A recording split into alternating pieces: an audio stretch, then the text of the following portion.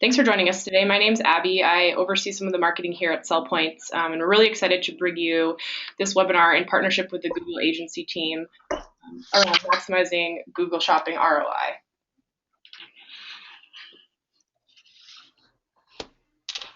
I really quickly want to introduce our hosts for today. We have Sambit from our team, as well as Leslie from the Google agency team. And just a couple housekeeping items. If at any point throughout the presentation you have questions, there is a questions tab on the GoToWebinar panel. On the right-hand side, if you see the questions tab, you can type in any question there. We have someone, Eric from our team, who will be here answering questions. We'll also reserve some time at the end to go through those. And if there's anything we don't get to, we will make sure to follow up after the presentation. We're also going to follow up after the presentation with a recording. So look out for an email from us. You'll be receiving that today. And with that, I will hand things over to Sambit and Leslie.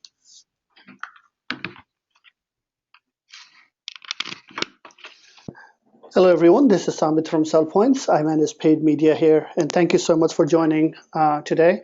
It's going to be an exciting call. It's some of the best practices that we follow managing PLA shopping campaigns on Google. Leslie, do you want to do a quick intro? Yes, absolutely. Thank you all for joining. Really appreciate it. Again, my name is Leslie. I'm an agency development manager at Google. So I work on our managed agency team, and we are partnered very closely with Sellpoints. And I'll be giving you guys a little bit more details about our partnership and how we work together to optimize performance for their clients. Great. So we'll just get started. As Abby said, there's a question panel on the right-hand side, so feel free to ask some questions if you have anything. We'll also get back to the question and answer at the end of the session as well. So moving on, today what we're going to talk about is we're going to talk a little bit about Sellpoints. What's the Google agency partnership? Leslie is going to bring some highlights of what that really means and how do you really benefit from partnering with Google partners. And then we're going to talk about 5 best practices for maximizing Google Shopping ROI. And this is the also practice that we follow here at Sellpoints. And at the end of the presentation, we're going to take your questions and then also do some closing remarks. So about Sellpoints, Sellpoints is a marketing agency, full marketing agency, as well as a technology company behind the scenes.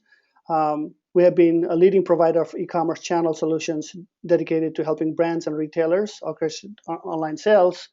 And with our 15 years of experience around content syndication, we have a unique power and partnership with 200 plus retailers to bring the right advertising campaigns and solutions to those channels.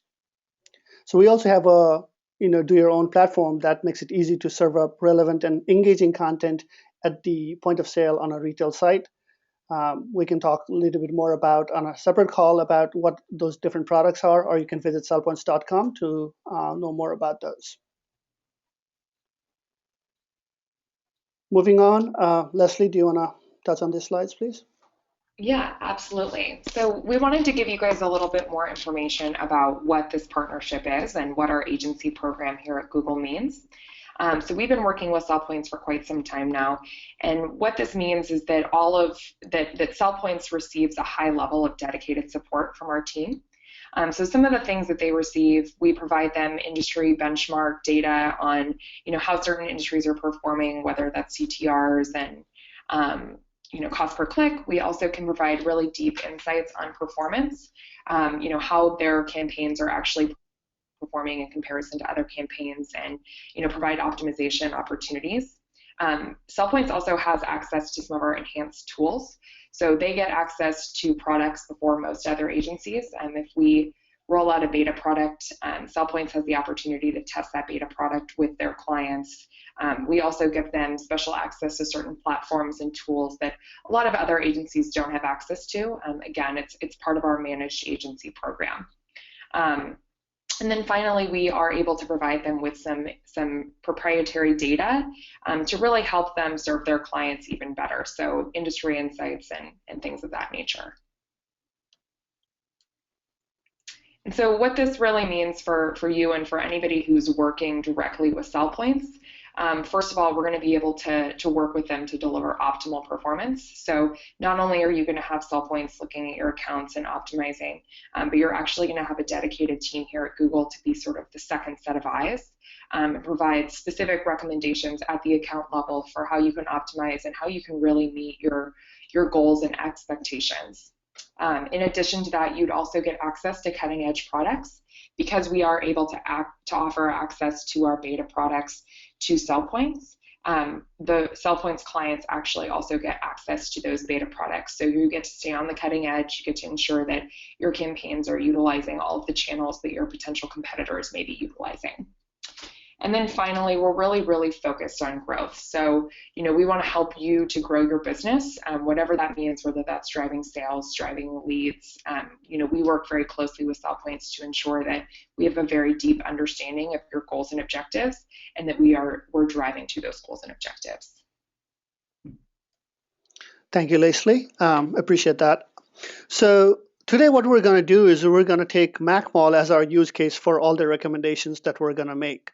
Bong from MacMall, who is the marketing director, lives in Philippines, was planning to join us today, but unfortunately he's under the weather and he was not able to join. And it's also 2:00 in the morning there in Philippines. But we have kind of partnered with him and his team on the content of this material.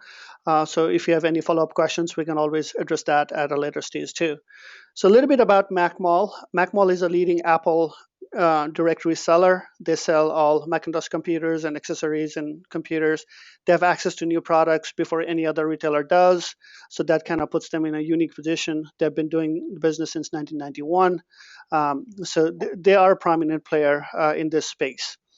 So a couple of strategic priorities and competition things that they wanted to focus on was to stay relevant and competitive on Apple products. As you know, that the Apple products are very competitive with a very low margin, if you will. So you have to do everything right to make sure that you're making money on the products that you're selling around Apple products. Also, they wanted to make sure that they maintain cost of sales and increase the return on ad spend on Google Shopping.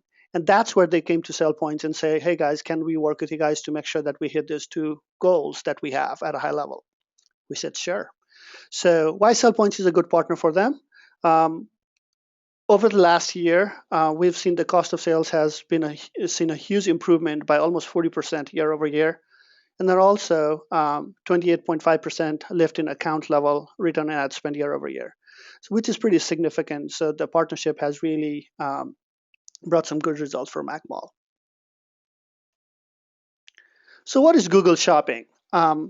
A lot of the people in this call, I assume that they know what Google Shopping is, but there might be some people who are new to Google Shopping. So what we're going to do is we're just going to play.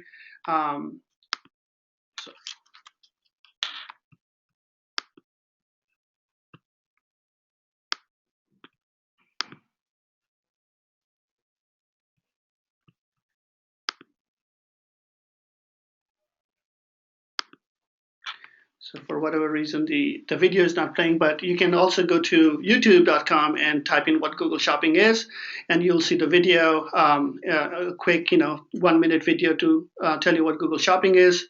And in this sense, what Google Shopping is basically putting your products in front of Google search, people who search on Google and advertise on the products and directly sell it on through the ads. It's a little bit different than the Google search because you're directly advertising the products with the price and promotions on top of it. So it's called product listing ads to drive traffic and sales to your website or to local store by showing online shoppers with the rich images and details of your items to sell. So it's a little bit more focused and directly focused on e-commerce side of things.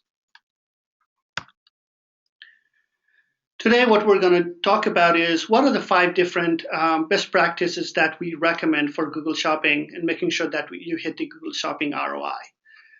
The first thing is to maintain a high quality feed and make it fresh.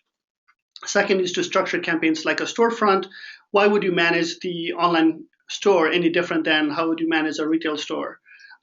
Because there's so much learnings that you can get from those. So we'll talk about that as well. Third one is to optimize bids to your goals and competition. It's always important to make sure that everything that you're doing around Google Shopping is focused around your ultimate goal. What are you trying to do, and kind of manage against that. The fourth point that we're going to talk about is to make sure that your campaign is optimized for geo, devices, and consumer behavior that you've seen, the historical behavior of a consumer or potential consumers. And lastly, but not the least, to make sure that you simplify your shopping experience and make sure that you track. So the first point, high quality and fresh product feeds, is very, very important.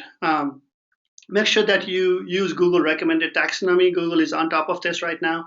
Even recently, about 2 weeks ago, they released a new taxonomy. Make sure that your product feeds are aligned to that. And I think September is the hard date to make sure that those things are converted. Keep your product feed accurate and up to date. I cannot emphasize more on this. It's super, super important. Make sure that your pricing, your inventory, title, product name, and descriptions, the major components that the Google algorithm uses to populate your ads when people are searching for your product, it's very, very critical to make sure that your product feeds are accurate and up to date.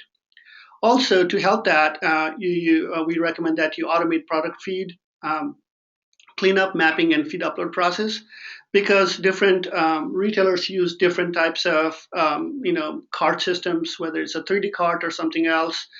Different platforms have different ways to export data. It may not be as clean.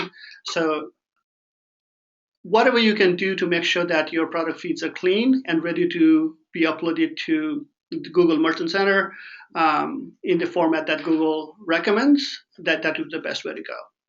So the relevant experience here is that with MacMall, we make sure that we avoid any promotions or sales items that are not current, because that's kind of deceiving to people and also not good for MacMall either. We're also testing the new idea of using PLA for daily deals. This is more of on the innovation side. We urge that you have to always think a little bit outside the box. So we found out that MacMall has daily deals, and how can we make sure that we can leverage PLA for those daily deals, and people searching on Google can also take advantage of those daily deals. So this is more on a testing phase right now, but we are really hopeful that this will perform really well for us.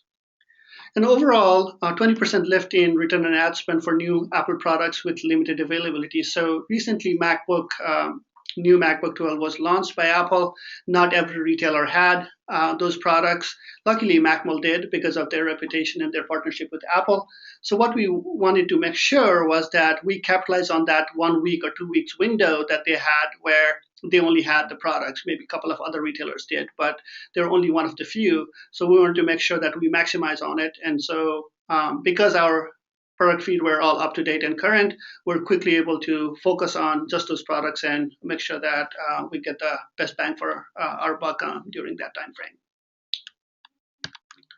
Moving on, structure campaigns like a storefront. So simple philosophy that we use is that we focus on things that actually works, right? Why put your energy on things that are not working for you and try to push on it, but rather focus on things that work. Structure and create campaigns to support seasonality and flash sales. So every retailer or every product has some seasonality component. Make sure that you take into that account. And if you structure your campaigns and product feed in such a way that you can just focus on those specific campaigns or ad groups, that has turned very good for us. Also, leverage limited options for promotional text, special offers, and trusted store and product rating features. These are all PLA extensions that you can use. So make sure that you leverage and capitalize on all the promotional options that you have available on PLA. Some examples of that is because of these practices, we've seen 28.5% lift in account level return on ad spend after campaign restructure to manage like a storefront that we did about 6 months ago. So it's pretty significant lift there.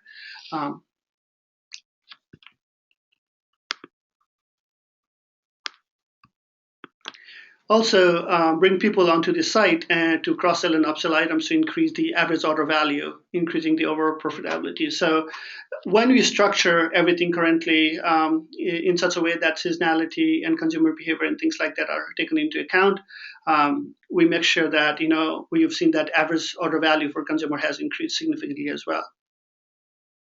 Also, ensure correct pricing and inventory of advertised products in PLA. Because it's a retail site, the prices keep changing, whether it's because of the inventory availability or competitive landscape. We have to make sure that we adhere to their changing prices, and we have to be more current. So we just manage our campaigns just like a storefront would. Moving on, third one, optimize bids to your goals and competition. One of the things that we recommend is that everything should start with a goal, an objective, or a purpose of a campaign. Why would you run a campaign if you don't have a specific goal that you're trying to hit? So increasing bids based on how your competition plays out, keeping your goals in mind, that has really, really helped us, especially with MacMall. And to do that, what the tactic that we've used is using the custom fields to pass important KPIs and leverage them to structure campaigns and optimize. And what I really mean by that is in custom fields, in the product feed, you can actually put in whatever value you want, what's important for you. So what you've done for MacMall is put the cost and the margin information, that the margin that we want to hit for each product. And based on that, we have categorized our campaigns and ad groups so that we can focus or make bid optimizations based on making sure that we hit our margins and we don't go below or above that. Above that is fine, but making sure that we hit them anyway. So the customer story here is making sure that you use custom fields.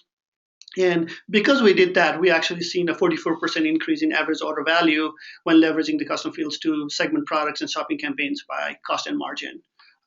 And this is for each product. So it's pretty specific, but the time it takes to build this is pretty intensive, but it's totally worth it. It's a one-time setup, and the idea of leveraging that is super powerful.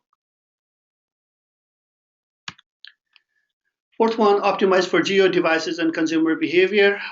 You make sure that you increase your bids for geos that you want to focus on. The example here might be if you know that there is a store for your products in that locality and people are searching for your product around that vicinity, then you have a higher bid for those products. That's one use case. Not necessarily applicable for MacMall because it's online storefront, but if you're managing a campaign that also has retail footprint, that might be an interesting thing to test out as well. Explore and focus on mobile. As we know, that mobile is growing every day, every month, every year significantly, and Google also has a specific focus on that. So Leslie, do you have anything to add on how important mobile and video is? Yeah, I mean, I can't reiterate it enough. As most of you probably know, the mobile moment has happened, which means that we now are actually seeing more searches come from mobile devices than from desktop devices. So it's definitely very, very important to be present at that point on mobile devices. Yeah, thank you. So we want to make sure that we focus on that as well. The best resource or data point that you have is your historical data, because these are the consumers that they're interested in your products. You have actual interaction and engagement data. So make sure that you use the historical consumer behavior to optimize your bids and placements and optimize your campaign in general. The customer story here around is remarketing list for PLA is in a beta version right now, and we're testing that with MacMall, and because of that, we've seen 3 times increase in conversion rate and 4 times increase in click-through rates compared to a normal shopping campaign because we're using that. This is one of the advantages of working with a preferred partner or Google partner like ourselves, that we have Leslie and team working with us to make sure that we can leverage the beta products that are available in Google that are not out in the market. And when you are first to test things in the market, you always have that advantage, right? So you want to make sure that you test things out as well. Innovation is the key.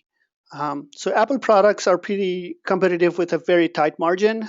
So acting on a short-lived window of opportunities is super, super important. So we keep that in mind while managing the MacMall account. For MacMole PLA campaign, Sellpoint is ensuring a robust mobile footprint as well.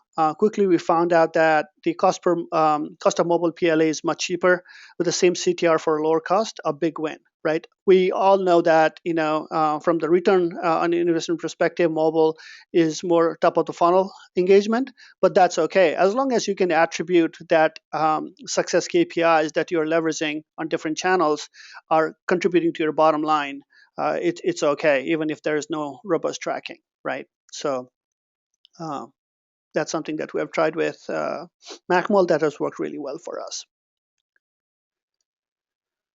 Also, I want to highlight that MacBook 12, we rank pretty good with MacMol PLA, as you can see on the screenshot here.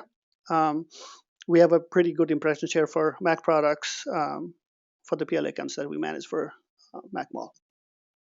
One of the interesting things that we've also found out is that, whenever we advertise new products, that's a good way for people to come into this site. So on the landing page, we've tested a couple of things. One, we directly send them to the product that we're advertising, just focus on that specific product. We've also tested where we send them to a category where people have options to buy older models for a cheaper price, because that's typically the use case that when new products roll out, the older products have a significant price discount. So surprisingly, advertising on new products has helped us sell incremental, older models. So that's an interesting use case as well. On slide 5, simplification is the key. That's the new mantra in new digital space. So we also follow that. Simplifying shopping experience in general and tracking results is also very important. Simplifying your site landing pages, your different, whether it's a desktop or a mobile version, and checkout processes across all devices is very, very important, because the ultimate goal is that we might bring people to the landing page or to the site, but if they don't convert, then it beats the purpose. So we want to make sure that your acquisition strategy is as robust as possible, as we've talked about in first 4 points. After that, your sales funnel also is as clean as possible. The second thing is ensuring robust tracking across all devices. Simple mantra is that take credit for the PLA success that you're driving. As an agency, we want to make sure that we're focused on the success KPIs and we're actually impacting the bottom line for the retail channel. So analytics and tracking is very, very important. It's a little bit challenging on mobile, but it's the industry is kind of making a lot of new advancements on that front as well. So keep an eye on for how you can do a more robust tracking on that front. But nevertheless, Google also has some unique KPIs that you can look in your AdWords account to see how different multi-channel contribution for a certain click or ad groups that you're managing. Make sure that you look at that as well. The customer story here is that Sellpoints ensure robust tracking and reporting on all Google Shopping and PLI accounts that we manage to ensure that we can report on the ROI or success metrics that clients care about. MacMall recently upgraded to a really clean mobile site, so we're really excited about the incremental success it's about to bring. So yet to see, but that's something that we're really keeping a close eye on. So those are the main 5 points that we wanted to call out. So quickly going back to those 5 points, make sure that you have a high quality and fresh product feeds. You structure your campaigns like a storefront, optimize bids to your goals and competition, optimize for geo devices and consumer behavior and historical data. And last but not the least, simplify the shopping experience and make sure that you track and take credit for the success that you bring in. Having said that, there are some resources here at the last slide around Google Shopping. Leslie's and my emails are also here. I think at this time we're open for questions.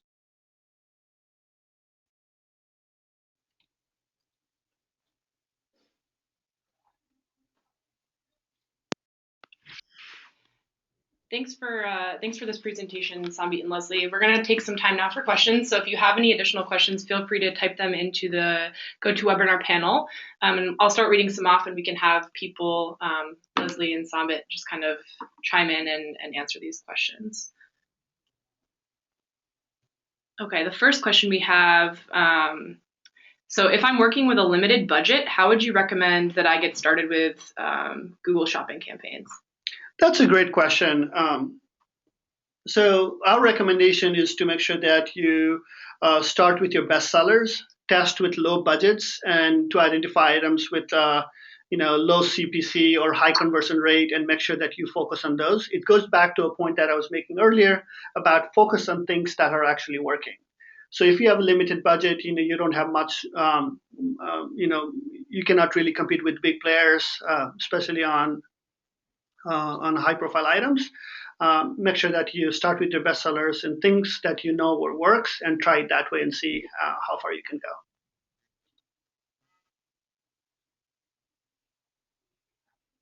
Leslie, do you have anything to add to that? Nope, well said. Perfect. Okay, another question we have is how often should I update the feed to be active on Google, and what's the frequency that you recommend? So Google's threshold is 30 days. So if your product is not updated for 30 days, then it will be on hold, or you'll have to fix that. But having said that, we recommended it to keep it fresh and updated as much as you can. It also depends on the products that you're trying to sell and the price changes and things, new products coming in or inventory and things like that. But our recommendation is to update it daily, but sometimes it's not possible due to resource constraints or what have you. But at least 2 to 3 days, if you are able to keep that up, as long as it does not impact your bottom line from pricing perspective, daily or in 1 to 2 days should be fine. Yeah, I absolutely agree with that. The baseline is definitely every 30 days, but if you can update it every single day, I think you're going to see probably better results. Another question we have is how relevant is keyword for shopping PLA? So does it function the same as in Google search ads? This is a great question. There's a myth that every Google search, paid search runs the same way. Due to recent developments, Google PLA really does not rely on keywords that people search on. It's it's based on the keywords people search on, but the algorithm actually is not really just looking at keywords that we're putting out on the account. What it really matters is the construct of the feed, the categories, title, bids, description, price, PLA extensions that you're using. Those are the things that Google uses in its algorithm to show your ads. And keywords themselves are not really relevant to PLA ads. I think, Leslie, can you add something to this? It's a very interesting question. Yeah, so in addition to that, you can also use negative keywords in the campaign, which can be really helpful as well. Yeah, that's the only way you can actually leverage keyword section, just putting sure that negatives are added. Thank you. Okay. Any differences how you market large ticket items? So maybe something over $1,000 value versus a product that's $50 or less. Sure. So it really boils down to, I think, the bidding strategy. So more, high value items, you could actually go a little bit higher on the ad spend, if you will. Probably it's a little bit more competitive as well. So it really boils down to what that specific product is. But our recommendation is that you make sure that you maintain your cost of sales and you maintain your margin for every product, whether it's high price item or low priced item. It really boils down to how do you manage your campaign and how do you organize that.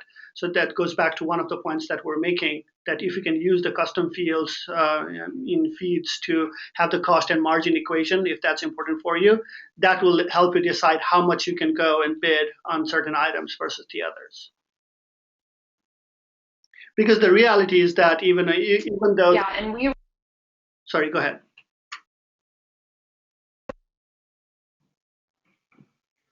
Go ahead, Leslie.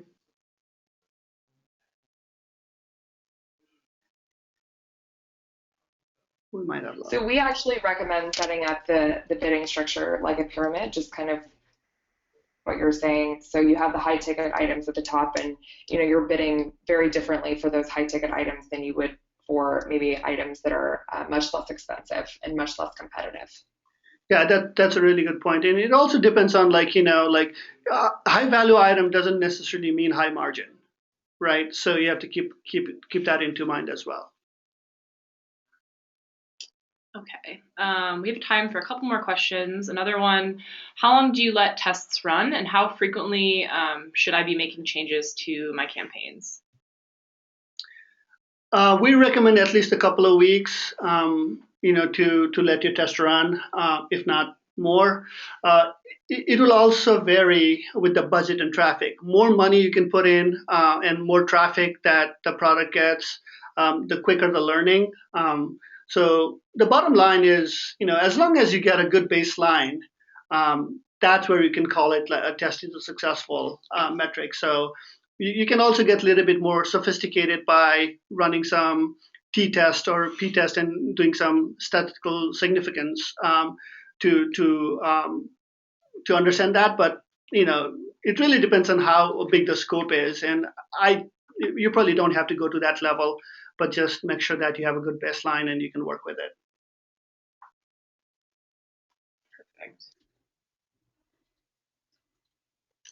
So we're coming to the end of our time here, and we have a couple more questions, but we'll probably follow up with people directly. I do want to thank Sambit and Leslie for taking time out of today to walk us through this presentation, and everyone who joined, thanks so much. As I said, we will follow up with the recording, so you'll have that. If you have any questions, the recording will have their contact information, and you can reach out to us here at Sellpoints as well. And we are going to be hosting a series of webinars coming up about once a month, so be on the lookout for that. We'll reach out to people and let you know the different topics that we're going to be covering, and hopefully we can sort of see you in the future at one of our future events. Thank you, everyone. Thank you.